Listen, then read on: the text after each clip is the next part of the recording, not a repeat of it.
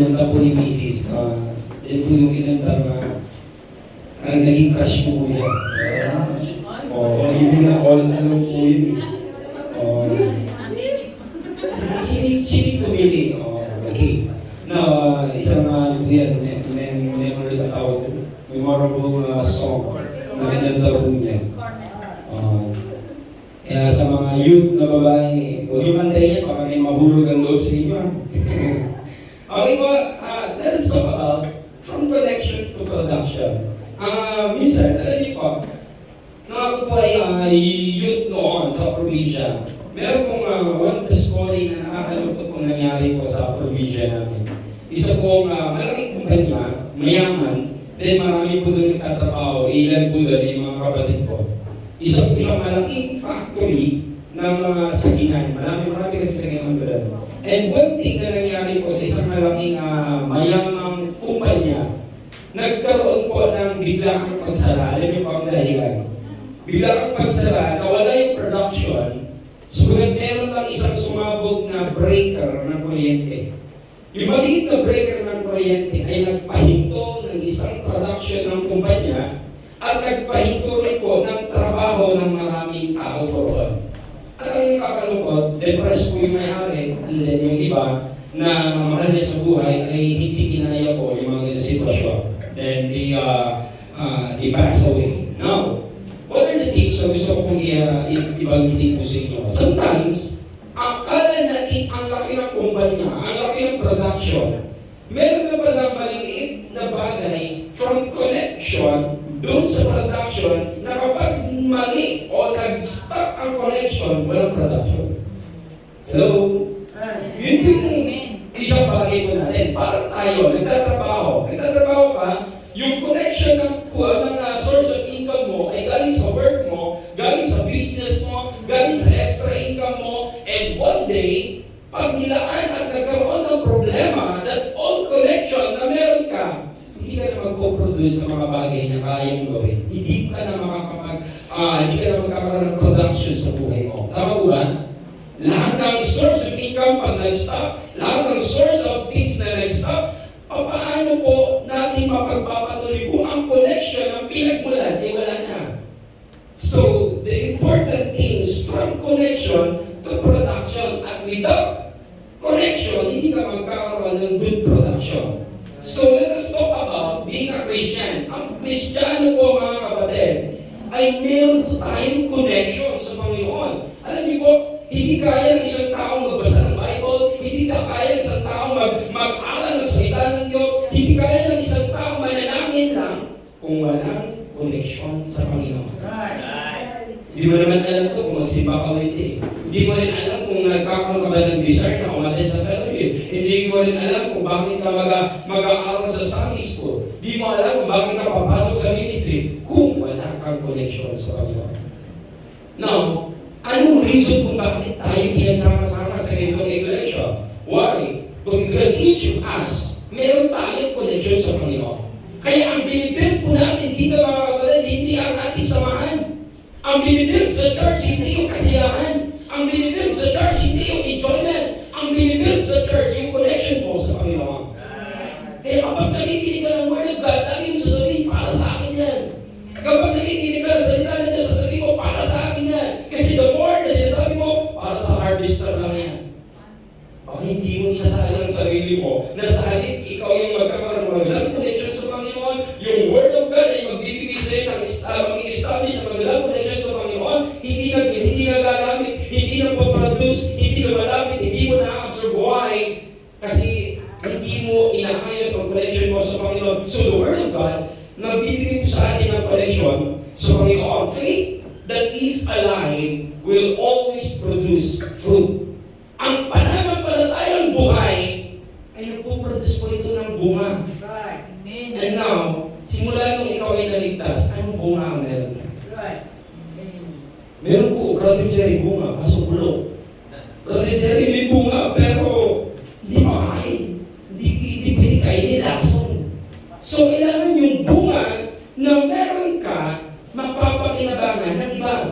Na kapag yung, alam mo kapag meron kang mga hitik sa bungang mangga, yung binabato ka, Kapag ikaw yung may maraming manggahan, ninanakawan ka dahil gusto nila yung bunga mo.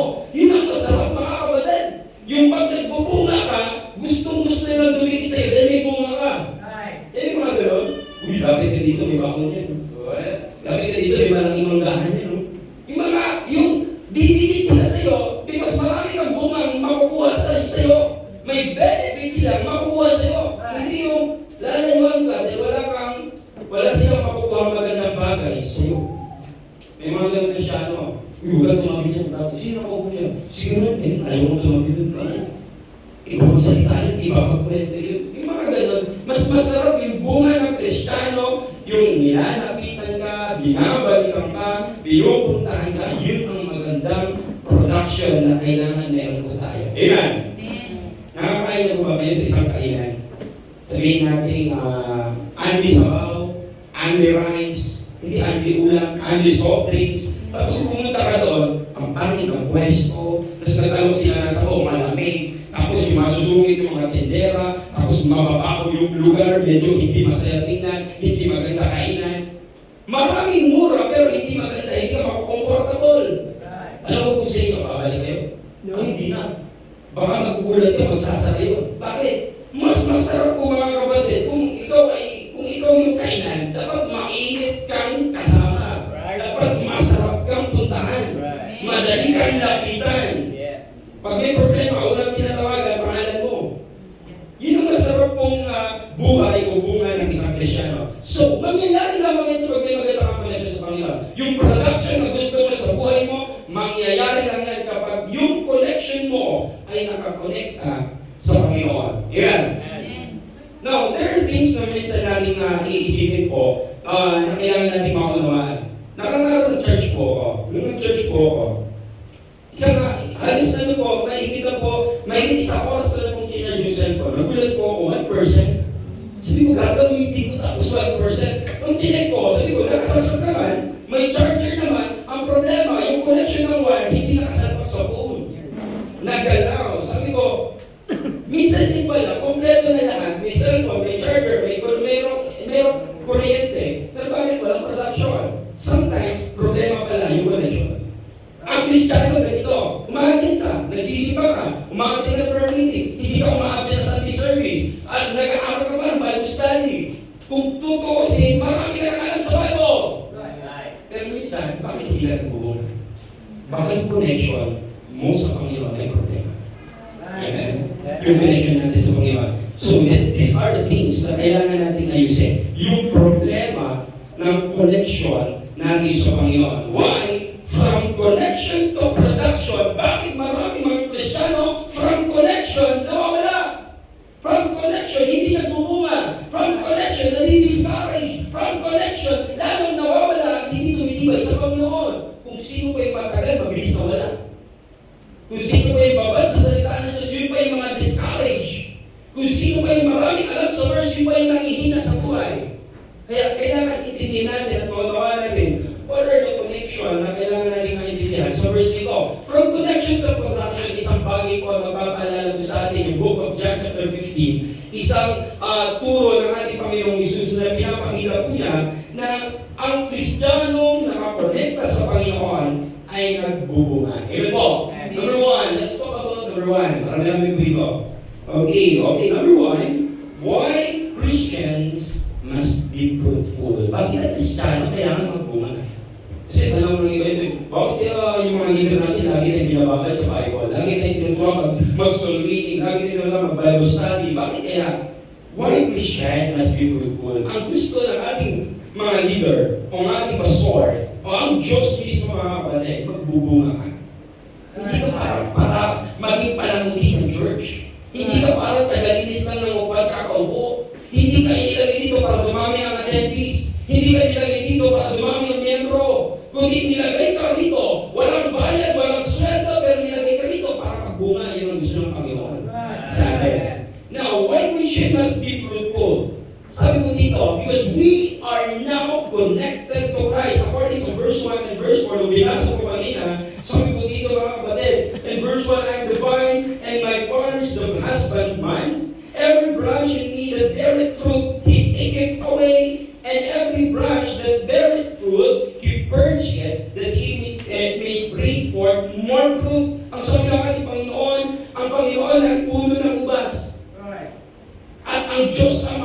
ang husbandman, ito po yung nag-harvest ng bunga. Ulitin ko po ha, ang Diyos Ama, yun po yung nag-harvest, ang puno na hina-harvestan ay ang Panginoong Hesus, at ang bunga, ang branches na nakadikit sa puno ng Panginoong Hesus, ikaw at ako. Ang trabaho ng husbandman o ang Diyos Ama ay ang mag-harvest. Ang trabaho ng Panginoong Hesus na makikita po natin dito, He is the vine na kinokolektahan ng branches. Kung ikaw branches, walang puno, mabubuhay ka. Wala. Kaya kailangan mo kumekta. So, ang trabaho ng puno, hindi para mamunga. Kukolektahan ng branches. At ang trabaho ng branches, yun ang magbunga. Saan ba pinakakita? Puno, tapos nasa gilid ng puno may bunga. Walang sanga, pero may bunga. Makakita kayo ng puno. Di ba? Ito, puno. Tapos dito, tumubo yung saging, dito yung nyug. Walang ganun. May sanga. At dun sa sanga, dun tumutubo ang bunga. So, ang purpose, kung bakit ka nakadikit sa Panginoon, ay mag-absorb ng nutrients, mag-absorb ng mga bagay tungkol sa Panginoon, and then, be fruitful. Pakisabi sa matari mo, be fruitful. Ayan. Ang ginagawa ng ating mga Panginoon, because He is our vine, nakakonect tayo sa Kanya. Ginagawa pa para magbunga po tayo. Minsan nililinis po yung mga sanga. Minsan binabalihan kasi baka minsan mahirap na yung pwesto, hindi magbunga sa sobrang dami ng sanga. Pinuputulan po yun. Yung mga bulok na sanga, tinatanggal. Yung mga bulok na dahon, tinatanggal. Ini-sprayan. Why? Para mag-produce ng maraming bunga. Yun po yung purpose na ginawa ko. Makikita niyo po dito mga kapatid in verse 3. Sabi sa verse 3, Now, ye are clean through the word which I have spoken unto you. So the word of God, yun ang naglilinis po sa atin every time. Every time na umakit ka sa church, nililinis ka ng Diyos. Every time na umakit ka sa church, pinapurge ng Diyos yung mga maling bagay na meron ka para magbunga ka, kapatid. Kung ngayon ay wala ka bang bunga, anong nangyari sa paglilinis ng Panginoon sa atin? Baka sa tuwing pumupunta ka, hindi ka naliginig. Baka sa tuwing pumupunta ka, hindi mo ina-absorb. Kaya yung paglilinis ng Diyos, sa halip na mangyari sa iyo, ay hindi nangyayari. Why? Hindi mo ina-absorb yung mga bagay na ginagawa ng Diyos from the Word of God. He removes what is unproductive. Tinatanggal po niya yung mga hindi mo kailangan. Yung mga dahilan kung bakit minsan tayo nangihina, yung mga dahilan kung bakit tayo minsan nabubulok sa pananampalataya, yung mga bulok, tinatanggal po yun ng Diyos. Although masakit pong magtanggal, pero mas masarap pong magbunga ka. Alam niyo po kapag ikaw ay mayroong paga or namamaga or sabihin natin, nagnanana na sugat, masakit po yun pag ginagawa mo. Pero mas masakit po yun kapag hindi mo ginawa mo. Although gano'n ang Panginoon sa atin, nagtuturo po siya, according sa Hebrews, pinapalo, dinidisiplina, nilalatigo ng Panginoon yung kanyang mga minamahal. Yun po yung purpose ng Diyos to check us para po tayo po ay magpatuloy na magbunga. So, ano sabi po? Why we should must be fruitful? Because we are now connected to Christ. Are you connected sa Panginoon? May connection ka ba sa Panginoon? Kailangan kung anong itinuturo ng Panginoon sa ating mga kapatid at ine-expect na sa atin, dapat nakikita sa atin. Amen? Number 2, because God removes unfruitful branches. Huwag mong sabihin, hindi po ito tinuturo parang na sinasabi ko ang ating kaligtasan ay nawawala. Hindi po nawawala ang kaligtasan. Pero isa sa bagay po kung bakit hindi ka nagbubunga, check yourself baka hindi ka paligtas. Hello? Kasi ang bunga na nakadikit sa Panginoon, nagbabago. Ang bunga na nakadikit sa Panginoon, may bungang, ang sanga nakadikit sa Panginoon, ay merong pagbabago, may nakikitang bunga, may nakikitang change. Kung ikaw Kristyano, pero na nakadikit, baka hindi ka totoong nakadikit sa Panginoon. Hello? Kasi naniniwala po kami na ang sangang hiwalay mo sa puno, kailanman hindi talaga magbubunga yun. At hindi rin bulalan mo yun. Makikita mo, paunti-unti, nalalanta, paunti-unti, nagbabrown, paunti-unti, nagiging wala ng dahon. Tapos, natutuyo, ka sa tabi mo. Yeah. Tuyo ba? Kung hindi siya tuyo, magbubunga pa yan. Okay. Kasi naniniwala po tayo, kung connected committed ka sa Panginoon, impossible na wala kang marireceive na pagbabago. Amen? Kahit anong mga electrical engineering ang pag-uusapan, yung mga wire na ikinelekta mo sa isang kuryente, hanggang may connection, kukulitin po yung kuryente sa iyo. So, ganun din po ang Panginoon sa ating mga kapatid. Yung sinasabi po dito, God removes unfruitful branches. Yung mga unfruitful branches, hindi kanya yun. Yung mga unfruitful branches, ito yung mga kunwari na konekta. Ito yung sinasabi sa Bible, na nagsasabi sila, Lord, Lord, nagpapalabas kami ng masamang spirito sa pangalan mo. Lord, nagpupuri kami sa iyo. Lord, tumatawag kami sa iyo. Nananalangin kami sa iyo. But sabi ni Jesus, hindi ko kayo kilala. Kristiyano din po yan. Kaya lang, mukhang Kristiyano lang. Kaya ibig sabihin, impossible po mga kapatid, hindi ka nagbubunga. Pero kailangan ba sa pagbubunga? Kailangan marami agad akong kasama? No! Ang pagbubunga siya sabi sa Bible, una mag-change. May pagbabago sa attitude, may pagbabago sa pagkatao. Yun po yung bunga na sinasabi ko ng Bible. At yung bunga, pangalawang maintindihan natin dito, yung marami kang dinadala sa Panginoon. Sapagkat nakita sa iyo yung pagbabago. Amen. God removes unfruitful branches. According sa verse 6, sabi sa verse 6, if a man abide not in me, he is cast forth as a branch. Tatanggalin po yun. And is withered, and men gather them and cast them into the fire, and they are burned. Gagawin po kasi ang magsasaka. Pag pinukul na po yung saka, bumagsin sa lupa, lumipas ang ilang araw, natutuyo po yun. Kinukuha po yun. Tapos inadadad, tapos pinapanggatong. Yung provision namin, ang lutuan namin, may lagay ng kahoy sa itaas, meron din sa ibaba. Ang purpose po na nasa taas, yung init, matutuyo. Tapos pag naubos na, ibababa ulit, lalagyan na naman yung nasa ilalim. Yun yung purpose na. Ipanggagatong. Kaya kung ikaw po mga kapatid, Kristiyano kang matagal, tapos ipanggagatong ka lang, ano lang kantang buhay natin? Amen? Buti pa ang panggatong may purpose. Kapatid, hindi ka nilikha ng Diyos na panggatong. Kundi, nilikha ka ng Diyos na isang punong magbubunga, isang sangang nakadikit sa Panginoon na nagbubunga. Amen? Ano nangyayari kapag tayo po ay i-remove ng Diyos, mga kapatid? Loss of connection. Loss of connection. Magkakaroon ka na walang connection sa Panginoon and ability to bear fruit. Hindi mo kaya magbunga by your own self, mga kapatid. Spiritual dryness. Matutuyot ka. Darating ang araw, babalikan mo ang kasalanan na hindi mo binitawan mo. Ito yung mga kasalanan, nilayuan mo lang, pero babalikan mo din. Becoming a useless Christian. Mararanasan natin mga kapatid na Kristiyano ka, pero hindi ka nagagamit. Ito yung mga Kristiyano na yan. Kristiyano, pero hindi nagagamit. Kaya ini-encourage ko kayo, sana may bawat isa sa atin, meron isang ministry, pumasok ka sa ministry. So, sa ministry, diyan ka makapagpapalamig ang buhay mo sa Panginoon. And facing serious consequence, yan ang nararanasan na mga nire-remove ng Diyos. Haharap po tayo sa tinatawag po na serious consequence. Kailan po yun? Kapag ikaw ay lumipas sa mundong ito, lahat ng ginagawa mo rito, lahat ng mga bagay na hindi mo ginawa para sa Panginoon, meron kang maharaping pagsubok o consequence, pagsusulit sa langit. Ayan. So, my Christian must be fruitful. Connected ka na sa Panginoon.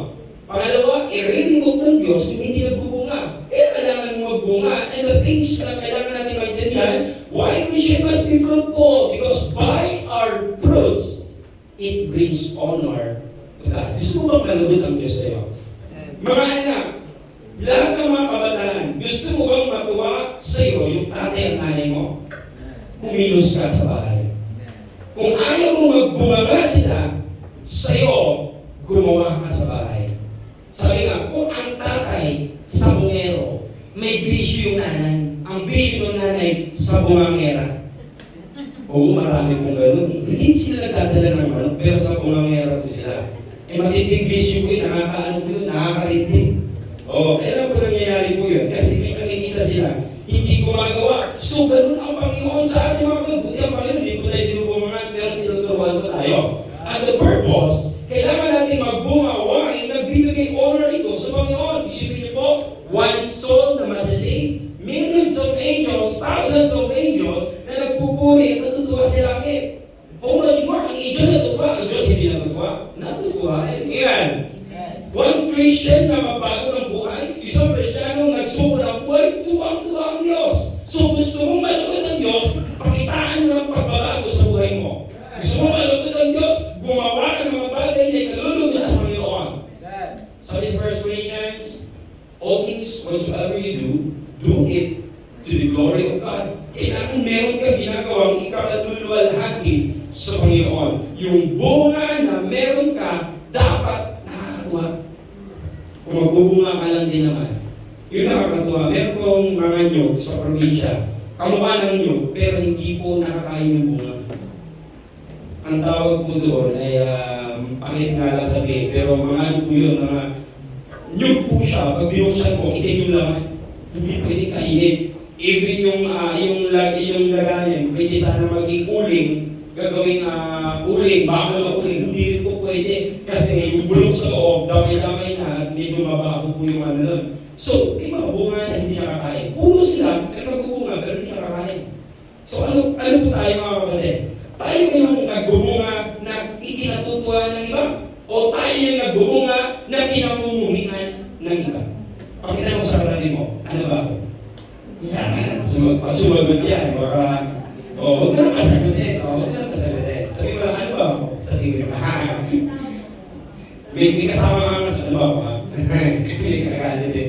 So, that are the things mga kapatid, that Christian must be fruitful. Gusto mo maging fruitful? Bakit kailangan maging fruitful? Connected ka na sa Panginoon, i-remove ng Diyos yung mga fruitful branches, and then magbibigay ito ng honor sa Panginoon. Now, the things na kailangan ka natin maintindihan. No, what are the results of being connected sa Panginoon?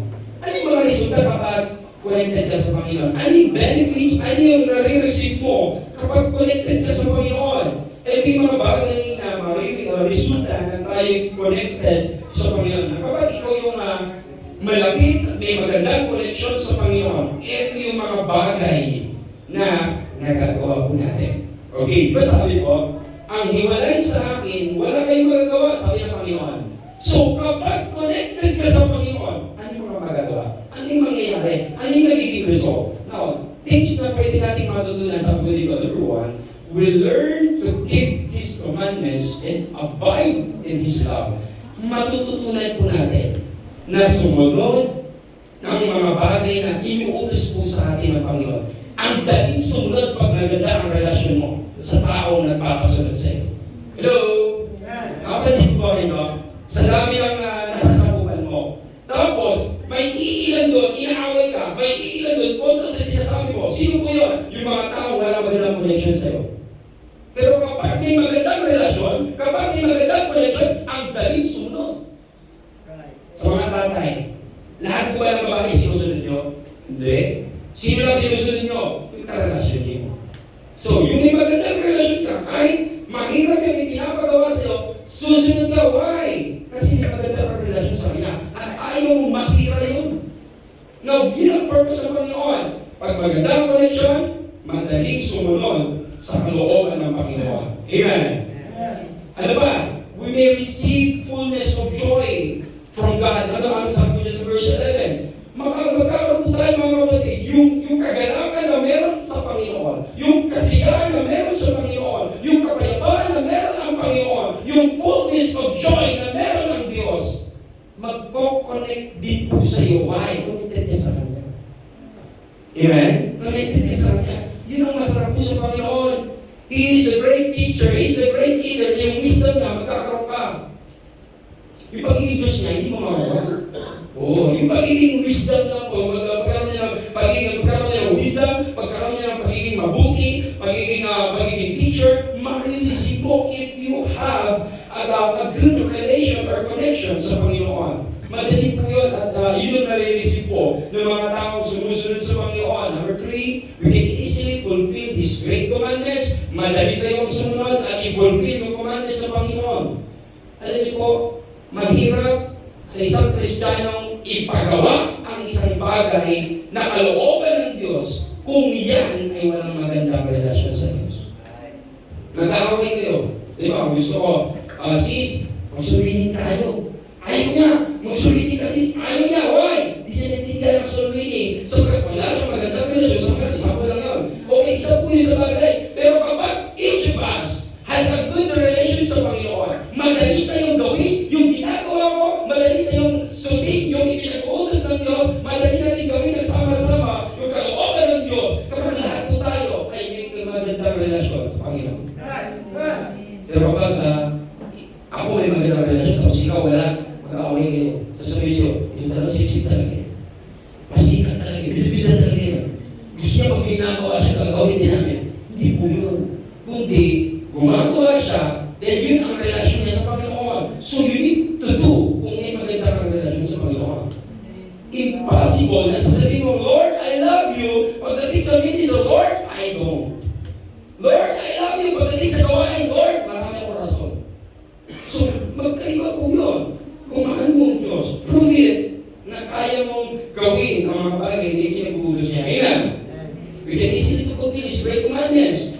We are no longer called servants, but friends. Ito yung napakasarap na ma-receive mo from God. Kapag ikaw ay may magandang relasyon sa Panginoon, birth connection, yung dating alila ka lang, ngayon, kaibigan ka na. Ang ganda pong promotion po yun. Hindi lamang po ginawa ka from janitor to manager, wala po yan sa sinasabing from servant to friends. Why? Sapagkat kung janitor ka, isa kang trabahador, pag manager ka, trabahador ka pa rin. Hindi ka gaya ng Panginoon from servant to friends. Yung servant, uutusan na yan, gagawa yan, may bayad. Pero ang friends, yung pakikitungo ng amo, turing sa'yo, kaibigan. Kung ano kinakain niya, kakainin mo. Ano pupuntahan mo. Ano sikreto niya, sasabihin niya sa'yo. Yun ang purpose ng Panginoon kung bakit niya itinuturo sa atin. Magbunga ka. Because hindi na kita tatawagin alipin, kundi tatawagin na kitang kaibigan. Kaibigan. Usap tayo. Okay, naalala niyo po yun. Okay, sa bagay po yung mga kapatid, na paalala po sa atin ng Diyos that we are no longer called servants, but friends. Ano purpose po dyan? Gumawa sa Panginoon, hindi for benefits. Ito kasi for benefits yan eh. Ang servant niya, pag gagawa yan sa Panginoon, lagi may kapalit na mapuri. Pag gagawa yan sa Panginoon, gusto merong love gift. Pag gagawa ito sa Panginoon, laging kailangan may kapalit na mapapakinabangan. No. Ang gusto ng Panginoon sa'yo, hindi ka na servant. Friends. Sapagkat walang servant na nagsasakripisyo ng buhay sa amo niya na walang bayad. Hello? Oo, laging may bayad. Utusan ka lang ng tubig, may bayad. Utusan ka lang ng kahit may bayad. Gagawa sila, din may bayad. Subukan mo mag-rest day yan. Utusan mo. Ano sabihin sa'yo? Rest day ako. Ba't mo ako utusan? Pero ang friends, without any benefits na ma-receive, susunod yan. Yun ang gustong attitude ng Panginoon sa atin. Amen? Hindi ka susunod dahil papalampakan ka ng pastor. Hindi ka susunod dahil may mga nakatingin na leader sa'yo. Kundi susunod ka dahil kaibigan mo ang Panginoon, mahal mo ang Diyos. Amen? Now, the things, number 5, we will receive whatever we ask from God. Lahat po tayo may hinihiling. Lahat po tayo may pinag-pray. Lahat po tayo may niluluhod sa Diyos araw-araw. But the question is, bakit hindi mo na-receive? Brother Jerry, nag-pray ako January pa. Nag-fasting ako nun. Ngayon, Brother Jerry, April na magtatapos, hindi ko pa na-receive. Ano bang hiniling mo? Pero plano. Hindi ka talaga makareceive. Hindi pa makakita sa iyo. So, we will receive whatever we ask from God. But the purpose is, kung pray ka lang ng pray, at hindi ka nag-prove sa sarili mo, Lord, I am deserving sa hinihiling ko, ay hindi talaga ibibigay sa'yo. Kailangan may patunay, kailangan may proof, kailangan may pananampalataya at sabi ng Bible, ano man ang hinihingi, believing, and you shall receive. Paano ka magkaroon ng pananampalataya sa Diyos kung wala kang magandang relasyon sa Kanya? Kailangan mo pa rin ang connection. Amen? Kailangan mo pa rin ang magandang relasyon sa Panginoon. Alam niyo po, sabihin ko na sa inyo, pag pupunta ka sa mga politiko, pag wala kang connection, malabo kang makareceive ng blessing. Tama ba ako na? Kaya ikutin ka lang sa palibot ng munisipyo. Oo. Pag wala kang connection, hindi ka makareceive ng blessing. Pero subukan mo may connection ka dyan. Ang bilis, under the name of nangyayari po yun at normally po yun. So sa Panginoon, pag wala kang connection din, ay hindi mo rin marilisip. Pero magaling ang Panginoon. Sapagat each of us may an opportunity, each of us meron tayong privilege to pray, to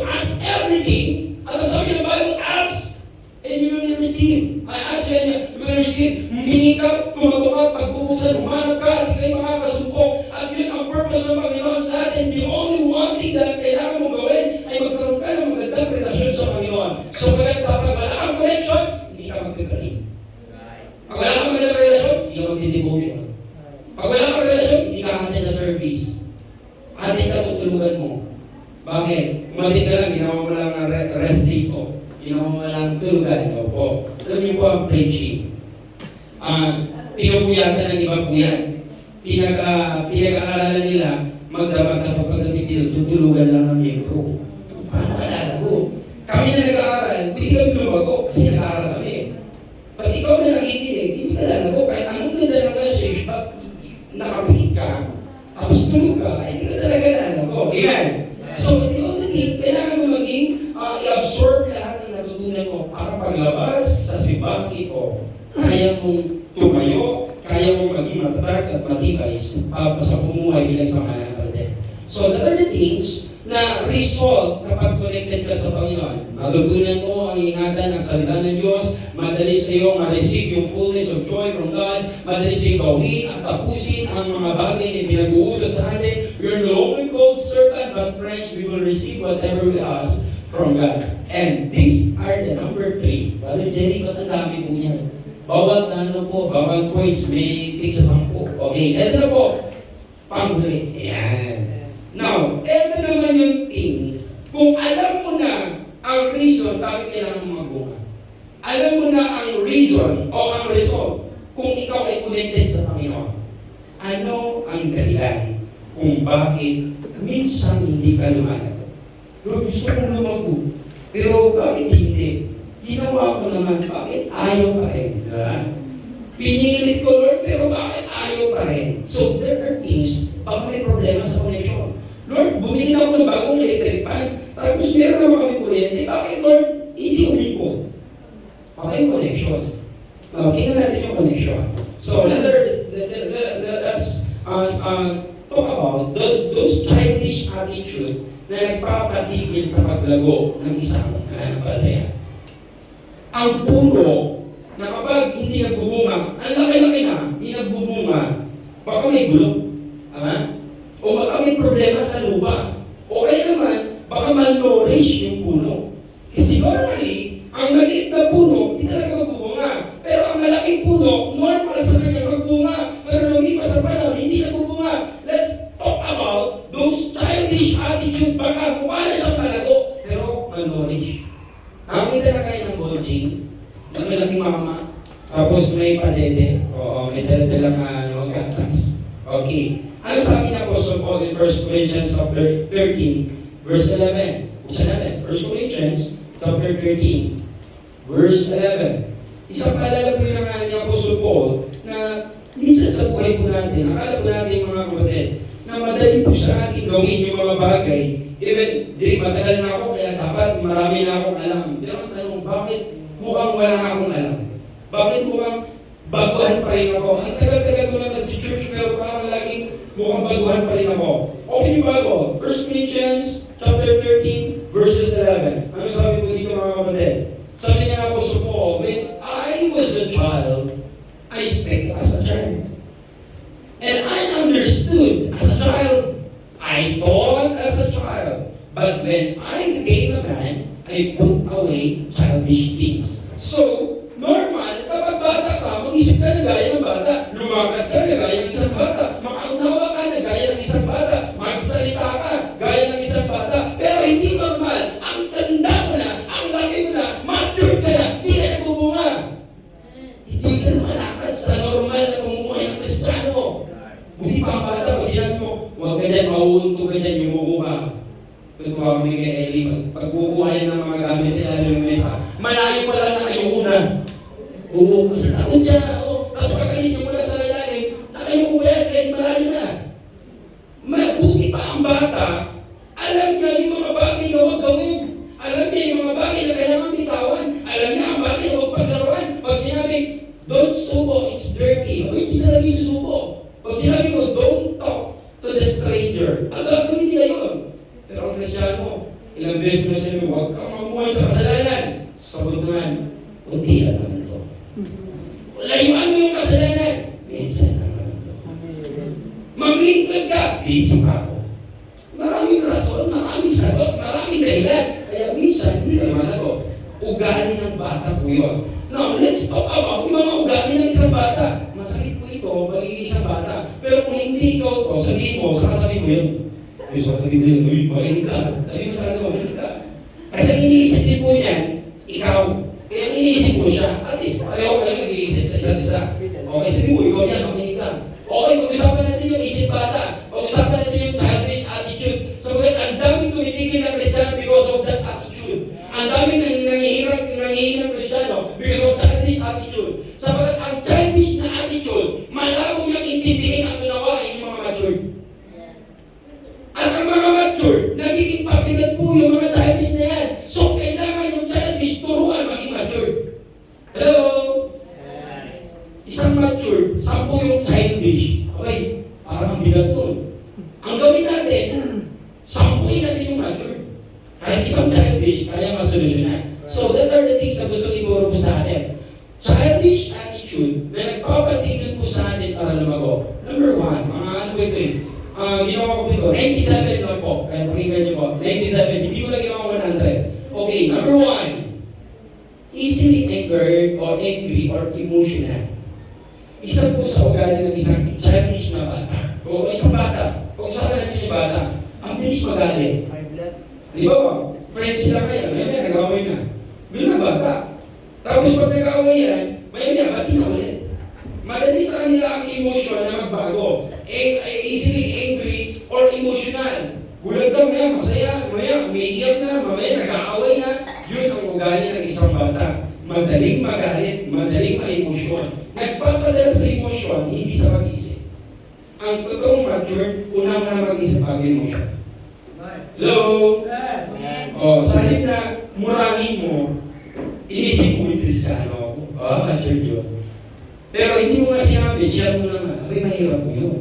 At least tahimik, share ko na lang. Pupus ko na lang.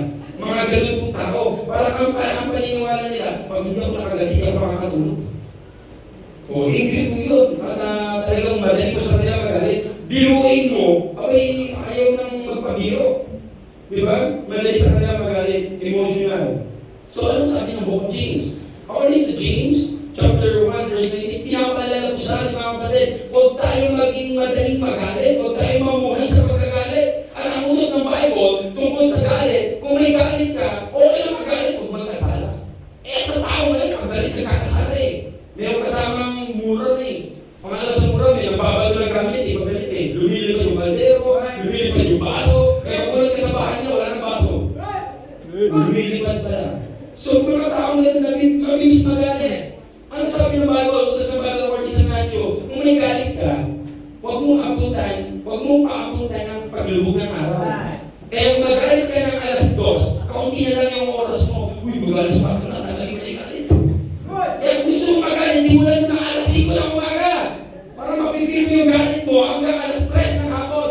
Kaya pag kumulimlim ng alas 10 ng tanghali, magulat ka, tanggalin mo na yung galit mo. Uy, alas 10 na, wala nang araw ma, wala nang magalit, galit yung nanay nyo. Alam, nagbubunga nga. Labas ka, ma, halika.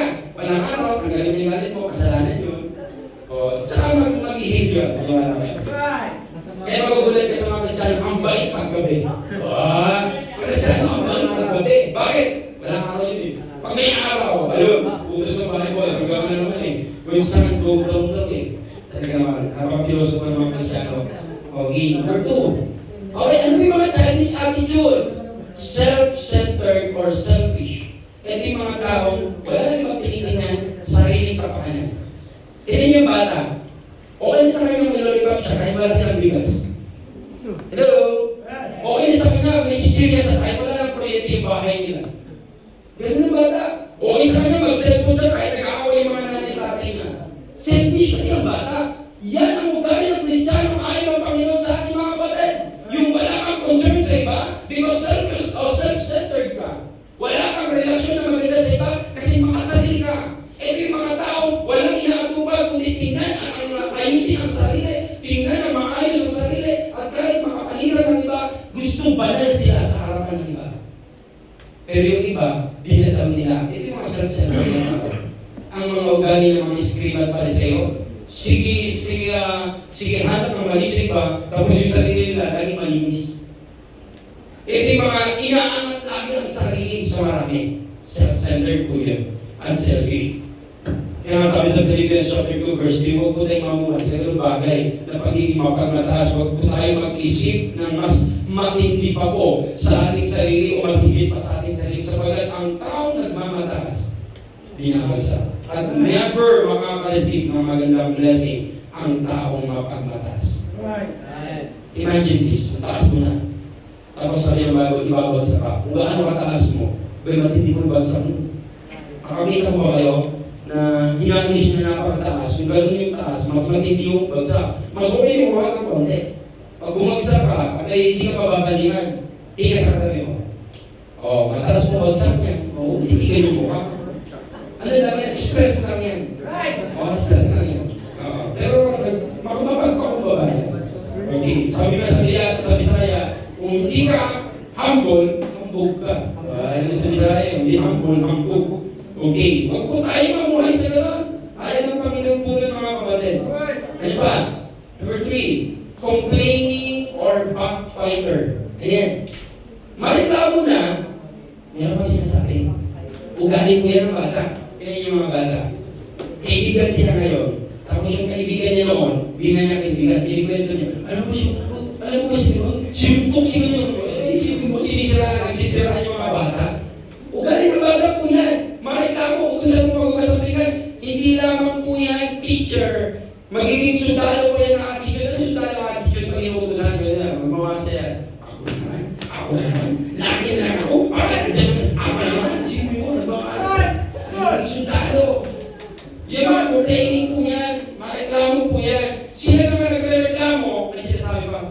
Yung mga sinasabi pa, hindi naman sila. Sino na, wala kang ginagawa. Ako lang lagi. Okay lang sana kung sisihin mo sa sarili mo, wala ka na sinasabing tungkol sa sarili, di ba? So, may mga ganun tao, kasama po yung complain, kaka backfighter. Alam yung mga backfighter, hindi po galing ng Kristiyano po yung backfighter. Yung nakikipag-away patalikod, yung mabait ka, patalikod mo, babarilin ka, mahirap po yun. Sa mga Bicolano, hindi mo ganun. Alam mo yung Batangas sa palit? Mga uragon, hindi pumapatay, yun nakatalikod. Kailangan nakaharap. Pag mamakap siya, tumalikod ka. Bakaan mo. Isang bagay po, alam makita sa Kristiyano, na huwag po tayong ganun mga kapatid. Ano sabi ko sa Philippians chapter 2 verse 14? Okay po. Wala po akong nilagay po dyan para yung Bible po, medyo magusot-gusot nyo naman. Kasi ang Bible na malinis, hindi po binubuksan. Okay, kaya kung sino yung ang malinis ang Bible naman po na madumi, ginagawang scratch paper. Huwag niyo magawin scratch paper. Okay? Philippians chapter 2, verse 14. Simulan mo na natin sa verse 3. Ang sabi ko sa verse 3 po, ng Philippians mga kapatid, Philippians chapter 2, verse 3, yung tungkol po sa pagiging self-centered, ang sabi ko, let nothing be done through strife or vain glory. Yung vain glory po is may sa mga magmataas.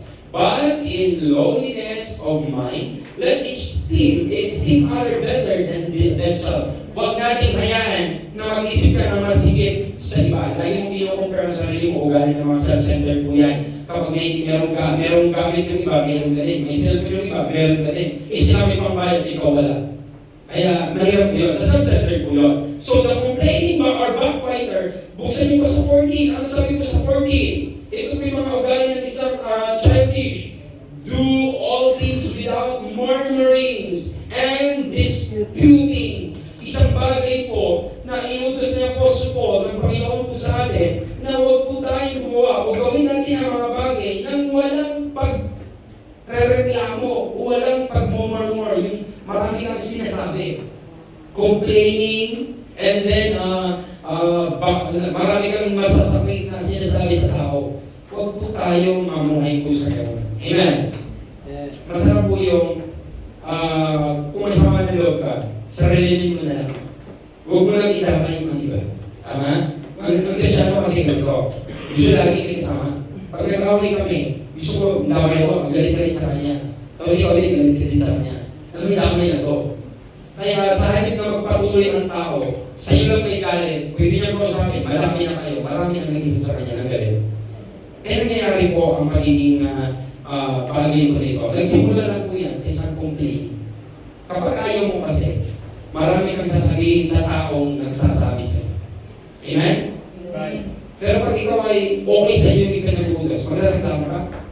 Ay, hindi. Sabihin ko sa'yo, Brad, manguha tayo ng pera. Tama ka sa akin, manguha tayo ng pera. Gusto mo yun, magreklamo ka? Hindi. Hindi. Pera yun eh. Pag utos, mahirap po. Nangyayari po sa ating nagkakomplete tayo sa Panginoon. So, hindi po pinapanguhay po yun. At ugali po yun ng mga childish. Number 4. 97, number 4. Meron pa pong 89. Okay, 89 po. Ready po kayo? Huwag matulog, 89 pa lang po. Tatapusin natin. At least wala naman tayong kaanong event po sa hapon. Okay. Okay, number 4. Impatient or lack of control. Ito po yung ugali ng isang bata. Tignan mo yung bata. Ibabad mo sa TV, naboboring po yan. Tapos ibabad mo sa ibang gawain, naboboring po yan. Gagawa lang yan ng saglit, tapos mamaya wala na. Ilagay mo sa preaching. Anong ginagawa ng isang bata sa preaching? Maglalaro. Hindi nagsusulat.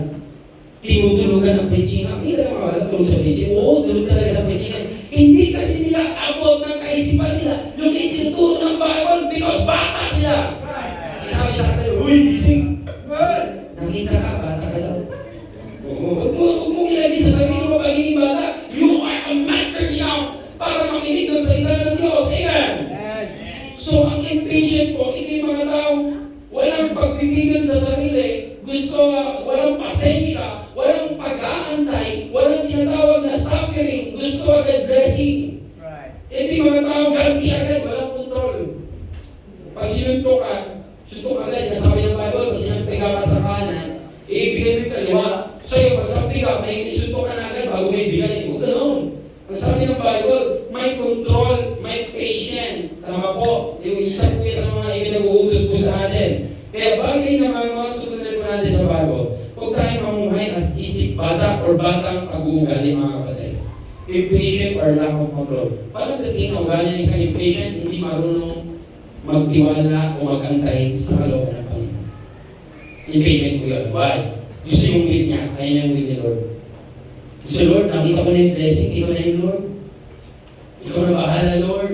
Okay na sana ikaw na bahala, Lord, pero mas kinunahan mo si Lord, impatient po yun.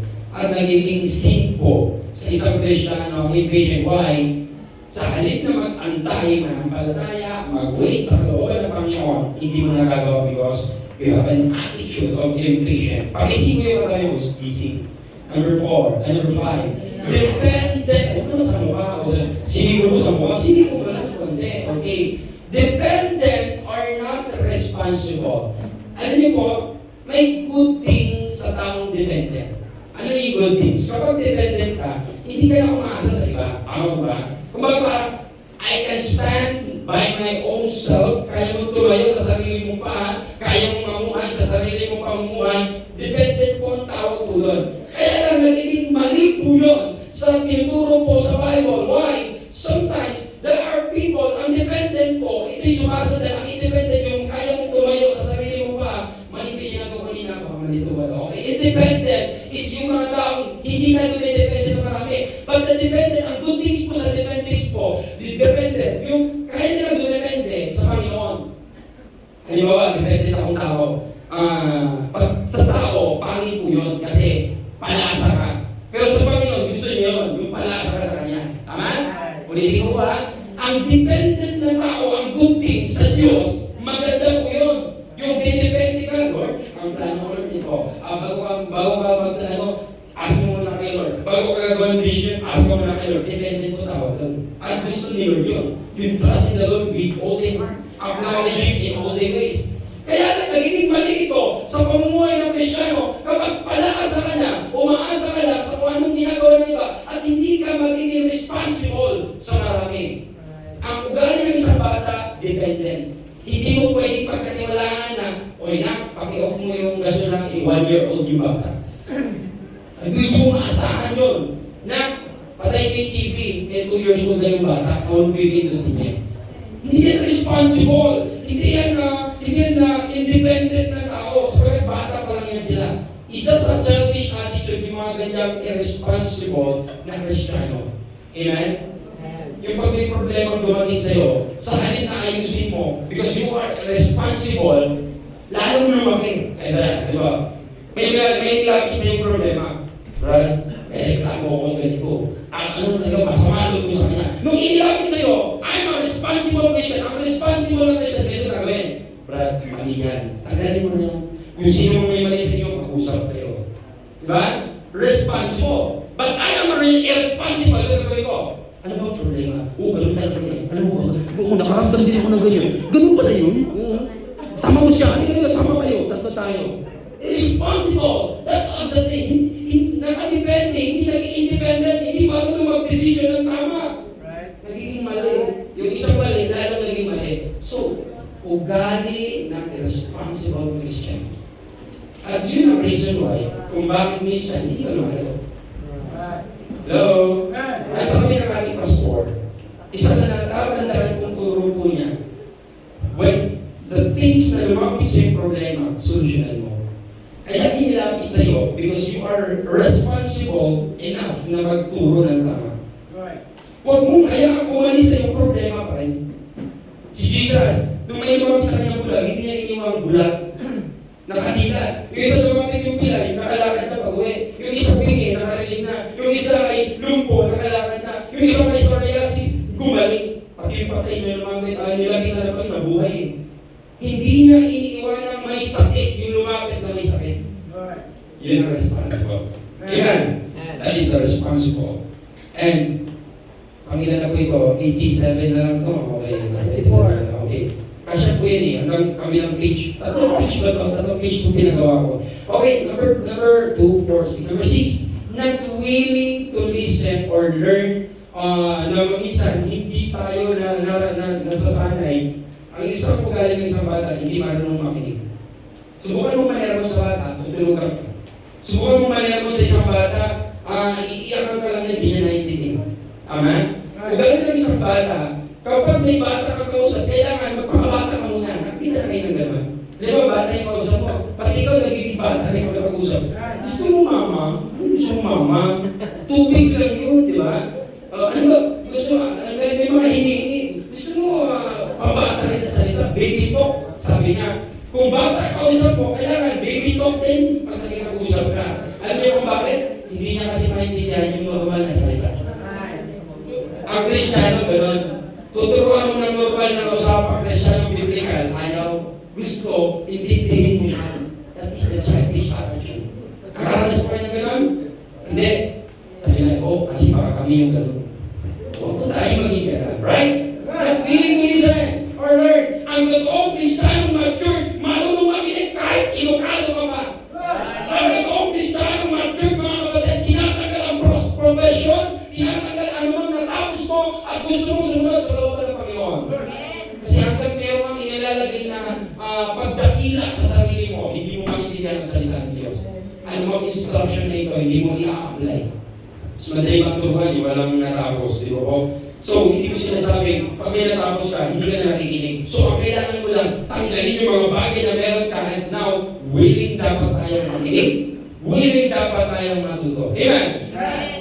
Hindi porket 99 ang alam mo, ayaw mo na ng pang 100 na alam. Kumplituhin mo. Kailangan, meron ka pa rin ina-adapt every time. Sabi nga ng teacher ko, be empty cup always. Tanda ko po yun. Maging empty cup po tayo. Why? Napupuno ka minsan sa mga alam sa labas. Pero pagdating sa Bible, be an empty cup. Empty cup. Why? Hanggang hindi mo tinatanggal ang mga bagay na meron ka, hindi ka matututo sa salita ng Diyos. Amen po? Amen. Willing to listen or learn, dapat po tayo. Huwag po tayo maging gaya po nito na willing to listen or learn. Ugali kasi ng bata po yan. And now, judging others quickly or fault finder. Trabaho po ito ng mga Pariseo, Skriba, at mga Saduceo, fault finder. Hanggang sa panahon natin ngayon, may mga lahi po sila na nakapasok sa bawat simbahan. At ang mga lahi po nila, yung mga fault finder po na yan, yung madaling mag-judge sa iba at humanap ng mali ng iba. Ang mga fault finder na tao, hindi mga tao, walang nakikita mabuti sa'yo. Ang nakikita mali. Ang bata pag nagtatampo, ang tinitingnan niya, Yung mali mo lang. Ako mali. Diba?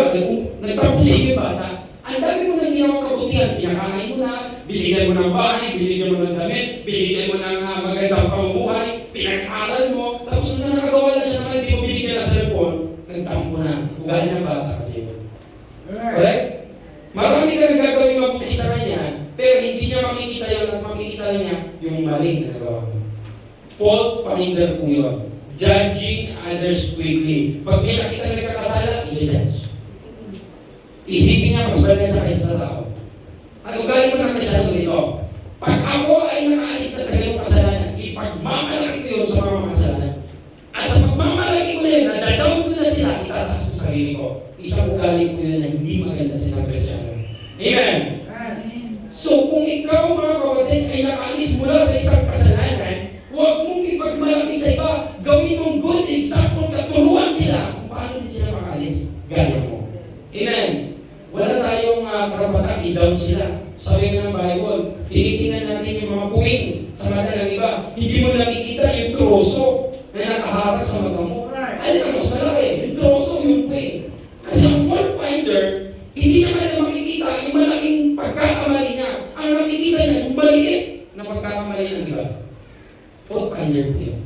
So, we're not trying to say na banal kami na nagtuturo. Hindi namin sinasabi perfect kami na nagtuturo. Ang kailangan lang po natin mga kapatid, each of us, hindi tayo perfect. So, wala tayong karapatan i-judge ang marami. Amen? Blessed ka kung hindi mo ginagawa yung ginagawa nila. Amen? Mabalad ka kung hindi ka makasalanan gaya ng iba. Kung sa tingin mo hindi ka makasalanan. So, kailangan lang natin unawain, intindihin, at turuan po sila. Ang turo ng Bible po, kapag may mga members ka na nagkakasala, hindi mo sinabi ng Bible, kapag sinabi, i-disfellowship mo like Gentiles, ay parang layuan mo, i-disfellowship mo, huwag mo nang isama, pwede hindi mo nagsisipa, hindi mo na isama sa fellowship. No! Ang sabi ng Bible, ituloy mong gaya ng hintel. Ang hintel, gaya ng unbeliever. Ang unbeliever, sinusolve natin sa Panginoon. Sila yung hinahanap natin. Amen? Sila yung inilalapit natin sa Diyos. Kaya kung may mga taong immature, now, hindi natin parang i-discriminate. So we need to encourage them, teach them para maglingkod sa Panginoon.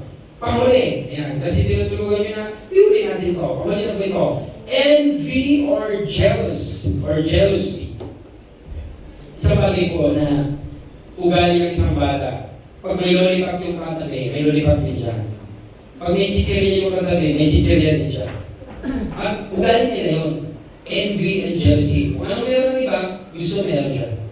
Ang problema lang ng iba, ganito, sa Kristiyano, mas matindi.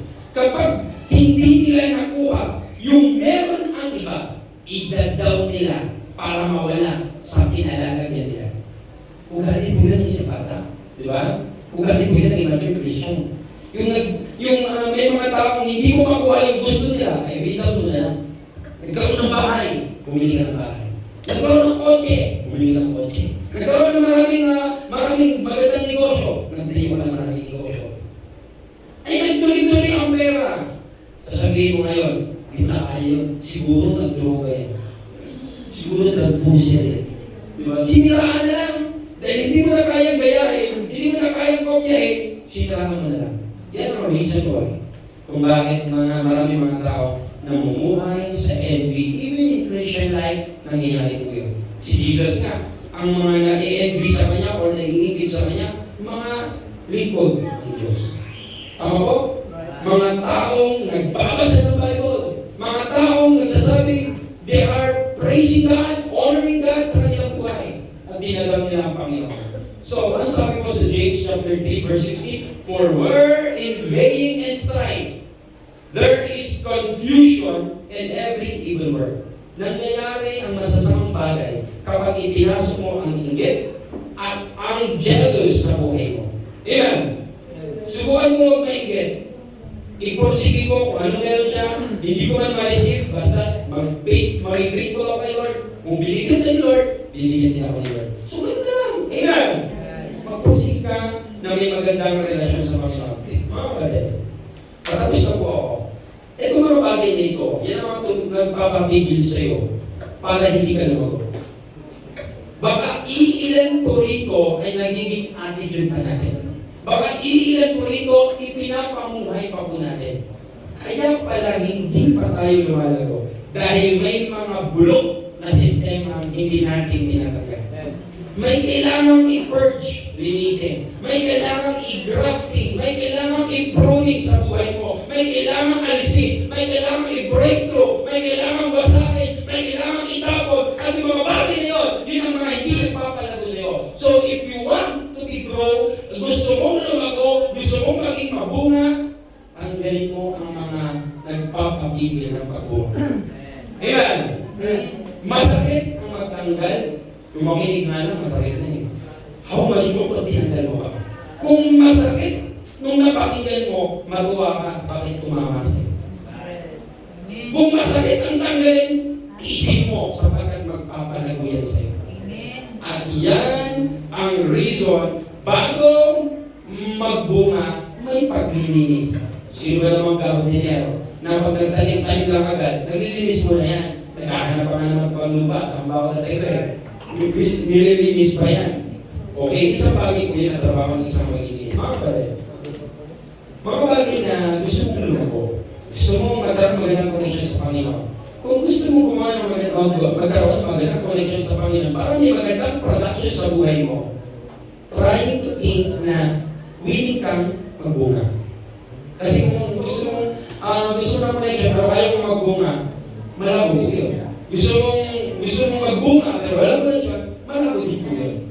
Isipin mo muna, sabi ng Bible, you have not chosen me, but I have chosen you. Sabi ng Panginoon, hiniram kita na mag-bring forth fruit. At ano ba? And that your fruit should remain. Amen? Hindi lang nagbunga ka, yung bunga mo, nananatili. Kailan mananatili mo yan? Kapag ikaw nananatili. Kailan mo mananatili po yan? Kapag wala nakikitang maling bunga sa'yo. Kailan mo yung mananatili? Kapag ikaw may magandang connection sa Panginoon. Sino dito may mga inimbita? Yung inimbita mo na wala na, bakit na-discourage sa'yo? Marami pong nangyayari gano'n. May mga tao, sino nag-inimbita? Yun wala. Yung mga inimbita na nanatili. Meron din pong gano'n. At meron din pong ganito. Yung inimbita niya at yung nag-inimbita na wala. Bakit? Wala silang magandang connection sa Panginoon. Ayan! Okay?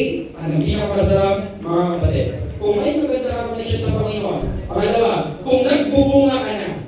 Pangatlo, tulungan natin ang iba na magkaroon din ng bunga sa Panginoon. Hindi tayo para magmalaki ng bunga sa iba. Amen? At alam ng Diyos ang puso ng bawat isa po sa atin. Kung gusto mo magbunga, magtiwala sa Panginoon.